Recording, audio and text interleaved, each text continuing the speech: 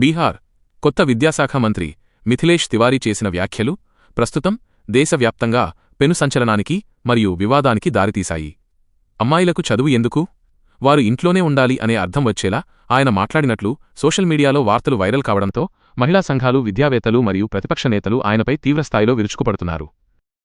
मेरा कहने का मतलब है जरूरत क्या है एजुकेशन। हमारे घर की बेटियां हमारी शक्ति है, हमारी समृद्धि का आधार है। और उन बेटियों को क्या जरूरत है सड़क पर आने के भाई, जब नारी शक्ति बंधन के लिए मोदी जी खड़े हैं। आपको हक तो ऐसे ही मिल जाएगा। ఈ వ్యాఖ్యలు మహిళా సాధికారతకు మరియు విద్యా హక్కుకు వ్యతిరేకమని, పాతకాలపు అనాగరిక ఆలోచనలను ప్రతిబింబిస్తున్నాయని విమర్శకులు మండిపడుతున్నారు. అయితే ఈ వివాదంపై మరో కోణం కూడా వినిపిస్తోంది. కొన్ని మీడియా నివేదికలు మరియు ప్రభుత్వ వర్గాల సమాచారం ప్రకారం మంత్రి ఎడ్యుకేషన్, విద్య గురించి కాకుండా రాజకీయ అజిటేషన్, ఆందోళనలు, ఉద్యమాలు గురించి మాట్లాడారని, ఆయన మాటలను కావాలనే వక్రీకరించి తప్పుడు ప్రచారం చేస్తున్నారని తెలుస్తోంది.